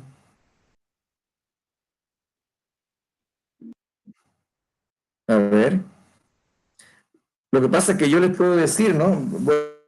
Un objeto que va, un automóvil que va a 80 kilómetros por hora, ¿no? Pero también yo le puedo decir, miren, hay un proyectil que está elevándose a 80 kilómetros por hora. Ambos tienen el mismo módulo, ¿no ves? ¿Qué es lo que está cambiando en ellos? La dirección. La dirección, ¿no ves? Ah, y es más, yo le puedo decir, miren, ese objeto se eleva a 80 kilómetros por hora. Y alguien me puede decir, ese objeto desciende a 80 kilómetros por hora. ¿Qué tienen en común esas dos magnitudes? El módulo es 80 kilómetros por hora. ¿Cuál es la dirección y cuál es el sentido? ¿Se dan cuenta la diferencia? El módulo, dirección y sentido.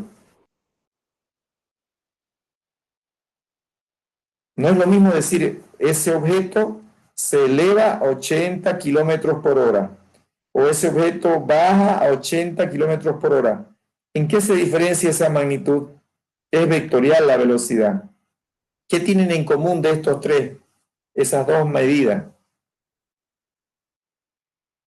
¿Tendrán en común qué cosa? Creo que tienen en común el módulo. 80 kilómetros por hora. ¿Qué más? Y también tienen en común la misma dirección, ¿no? ¿Qué es lo que está variando entre ellas? El sentido, porque una se dirige arriba y la otra hacia abajo. Claro, entonces las dos tienen un módulo, un tamaño de 80 kilómetros por hora. Las dos tienen la misma dirección vertical. ¿Qué es lo que varía? El sentido. Una va hacia arriba y la otra va hacia abajo. Listo, ¿se dan cuenta? Entonces, la velocidad es una magnitud vectorial, porque cuando a mí me dicen, está viajando a una velocidad de 80 kilómetros por hora, no, pero está viajando horizontalmente o verticalmente o inclinado, eso es dirección. Pero ya, está viajando horizontalmente, pero está viajando a la derecha o a la izquierda. Eso es el sentido. ¿Está bien? Entonces, ahí está el ejemplo. Una magnitud escalar es aquella que está totalmente definida solo por el módulo. Vectorial, que necesita o tiene, aparte del módulo, dirección y sentido. Ejemplo. Esta gráfica tenía que estar al revés. Pero bueno, lo que pasa es que ya está llena aquí, ni modo. Miren, aquí hay una matriz en la cual hay algunos ejemplos. Ya, digamos que esto teníamos que hacerlo entre todos, pero no me di cuenta que ya estaba hecho aquí. Una pequeña matriz, miren, donde tenemos magnitudes fundamentales y derivadas, acá en la fila, o en las columnas, y en la fila escalar o vectorial. Por ejemplo, el tiempo es una magnitud fundamental y es escalar. La longitud fundamental y escalar. El volumen ya es derivada porque es longitud al cubo, pero sigue siendo una escalar. ¿No? ¿Quiénes eran vectoriales? Aceleración, velocidad, y son derivadas, ¿no? Ahora, aquí en este caso es muy difícil tener, ¿no? Depende del sistema. El peso es fuerza. Y en el sistema inglés, la fuerza es una magnitud fundamental y es un vector. Aunque en el sistema, por si acaso, esto es en el sistema inglés. ¿Ya? Porque en el sistema internacional, la fuerza y el peso es una magnitud vectorial. En ambos es vectorial, solo que para el sistema internacional es derivada. ¿Por qué? Porque la masa la masa en el sistema internacional es fundamental, pero en el sistema inglés, en lugar de la masa, la que es fundamental es el peso. Esa hay una variación ahí. ¿Ya? Eso es lo que... Y esto está claro, ¿no? De que siempre nos preguntamos, ¿cuál es la diferencia? En química no hay diferencia entre masa y peso, ¿no? En física sí. ¿Cuál es la diferencia? La masa es un escalar y el peso, sin embargo, es un vector. ¿Por qué el peso es un vector? Por ejemplo, cuando hablamos del peso, es la fuerza de atracción en la Tierra. Aquí, por ejemplo, si estuviéramos en el polo, miren, y nosotros somos un observador que está fuera de la Tierra, vemos que el peso es un vector vertical con sentido hacia abajo. Pero cuando nos movemos a algún otro lugar fuera del polo, ya cambia, ¿no? Porque el peso ya no es totalmente vertical. De hecho, el peso acá abajo, ¿hacia dónde va en el polo sur, por decir? Sería un vector hacia arriba, ¿no? Entonces, el peso, ¿ya? El peso es un vector. Bueno, y finalmente con esto acabamos los sistemas de unidades, ¿ya? Ya se nos hizo nos pasamos con 5 minutos. Los sistemas de unidades, por favor, esto de aquí, ¿no? El sistema internacional, que toma las 7 magnitudes fundamentales, masa, longitud, tiempo, intensidad luminosa, y las unidades fundamentales. El sistema inglés es muy parecido a esto, pero lo que cambia es esto, lo que les decía. En lugar de masa, el sistema inglés toma como magnitud fundamental el peso, y lo mide en libra. Y en lugar de longitud, el tiempo es lo mismo. Todo esto de acá son los mismos. Lo que cambia es el peso en lugar de la masa y la longitud que la mide en pie, ¿no? El sistema técnico es igual que el inglés, lo toma en lugar de la masa, toma el peso como la magnitud fundamental, pero la longitud la mide en metros, mientras que la masa la mide en kilogramos fuerza o kilopaundo. ¿Ya? Entonces los sistemas de unidades son muy, muy importantes. Miren, aquí yo les ponía este caso. Hablábamos hace rato del espacio, del universo. Esta es una sonda, ¿no? Espacial que miren, una empresa, esta Martin Astronautics de Denver, fue la encargada, dice, de diseñar y construir la sonda.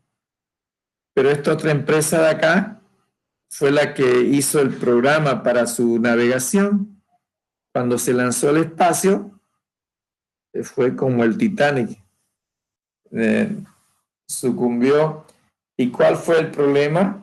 Que trabajaron el sistema inglés, esta empresa americana, ¿ya?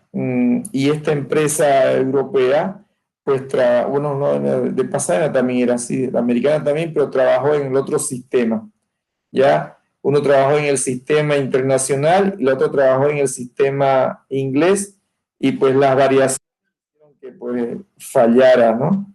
De ahí la importancia del esto. Bueno, y esto un poco las definiciones, ¿no? Con esto acabamos del metro. Todas las unidades se miden en función, se definen los patrones de comparación. Normalmente ahora lo hacemos en base a medidas que son fácilmente reproducibles y que son invariables, como el tema del metro, que tiene que ver con la radiación, con la longitud de onda, ¿no? Lo mismo con el tema del segundo. Y el kilogramo era el único que hasta el año pasado pues se mantenía con su patrón fundamental, el gran K, hasta que en mayo del 2019 también ya ahora pasó a tener una definición en base a propiedades de la materia, ¿no? Que tenían que ver con una constante de los paquetes de energía, dice, emitido por una radiación. Listo. Ya. Aquí llegamos. Bueno, con esto acabaríamos ya el tema de la primera parte, que eran las unidades, y pasaríamos ya después a hacer ejercicios de conversiones. ¿Hasta acá alguna pregunta? Bueno, nos pasamos unos 10 minutos por en la primera parte que... Nos detuvimos en la página, ¿no? Ok, vamos a dejar de grabar.